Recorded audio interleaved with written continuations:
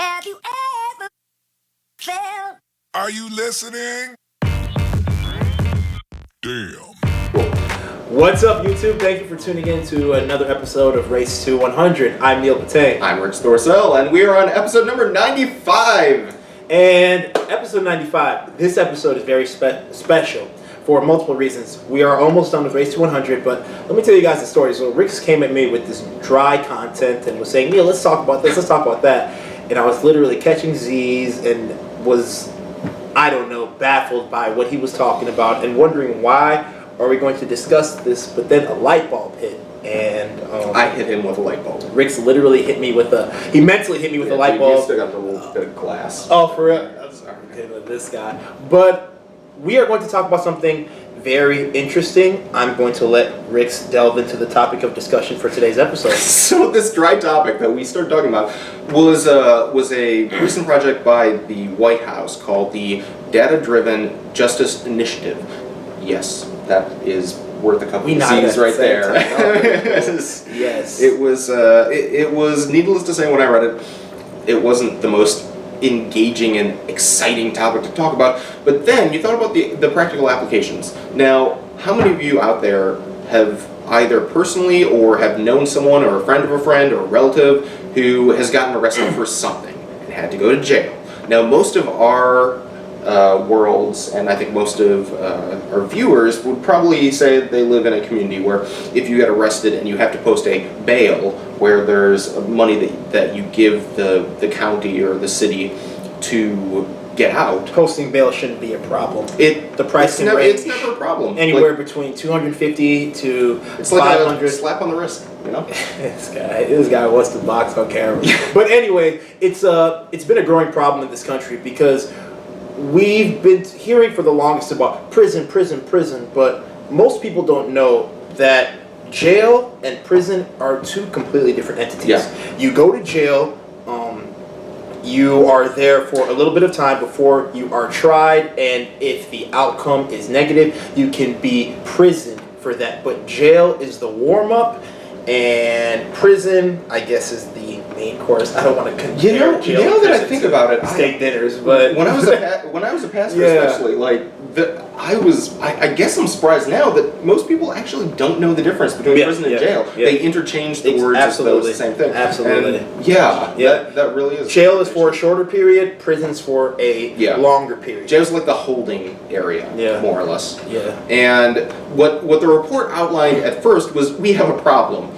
That is, suburbanites like Neil and myself, if we ever got in trouble, would likely be able to get out with paying bail. Like we know somebody who has $500, $300. But again, usually what happens, Rick, I'm telling you, it depends on the how severe the crime is. But and your history. Exactly. But normally in affluent areas, when people are arrested and put in jail, so it could be anything from selling loose cigarettes to getting caught smoking weed in a parking lot to a bar fight. You can be put in jail for that. In most cases, the none in the affluent areas, they are either able to post bail or they're released after a day. It's we keep you in jail for a couple of hours, then we release you, go home to your family, have someone pick you up, show up for this trial date. We'll see what the outcome of your crime is. So what happens with the people who don't have those $500? Say, in the city there's a lot of poverty, and there are plenty of homeless who end up going to jail who don't have like $500 or a friend they can call to bail them out. What happens? Unfortunately, those that come from the impoverished areas, which tend to be the inner cities, and unfortunately minorities are suffering from this, they tend to go to jail, not prison. Jail, meaning they are in a holding cell for a longer period of time before they see an attorney, before they go to trial, before the outcome of the charge is even determined. Yeah. So they could be innocent. They could have done nothing wrong, and it could have been a mistake, which does happen more than we'd like to think. Yeah, and now we're to the point where the Data-Driven Justice Initiative has come out. And it says, we acknowledge these problems. Believe it or not, Over 11 million Americans. 11 million! If we had 11 million views on this video, we'd be rolling out there right now. That's the goal, right? But 11 million individual Americans spend time in one of the 3,000 plus jails across this country. 3,100. 3,100. 3,100. But yeah, it's just like again, what hit me with this, because Rick's kept telling me about this, and I was like, dude, I know our prisons are overpopulated. And he's like, no, jail. And I'm like, I know, no, jail. And I was like, I guess that's right. Like, it's something that happens quite often. And again, like, you see this more often than not in the movies, but Rick and I could tell you personal stories of people who we know that were jailed for maybe smoking some marijuana or doing something they shouldn't have been doing at some point in time, whether it was in high school, college, or early in their adult life, and they couldn't see a judge for 5-6 days. So they were in jail for 6 days, and they weren't even allowed to post bond. And then once they saw the judge said, oh, okay, we'll just hit you with a probation charge, 6 months of community service or supervision. Yeah. You successfully complete that, and it'll come off your record. And he's like, yeah, I mean, my record's clean, but damn it, I can't take those 6 days back in jail that I was there. You know what I'm saying? Like, I wish I had my 6 days back. So basically, if you have any sort of inclination for like social or political activism, or know someone who does, going to the White House's website and finding the link, like I said, we'll provide it below, to contact your local representatives and say, this would be something worth looking into, especially if you're in an area where, as most are, I know all around us, where our jails are stressed. They really are. They let people out of a lot of jails early because of overcrowding issues.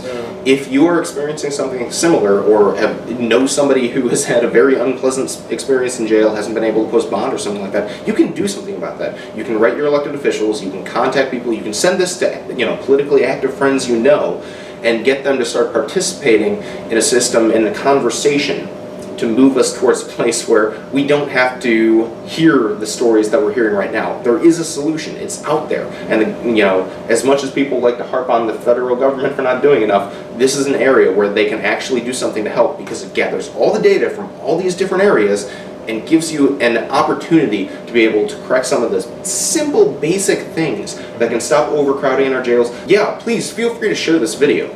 I think this would be a great thing to be spread around and let people know this is an option in every single county and in every single city in the country. And in fact, I'm very proud to say Illinois is participating in the system. There's plenty of counties around here.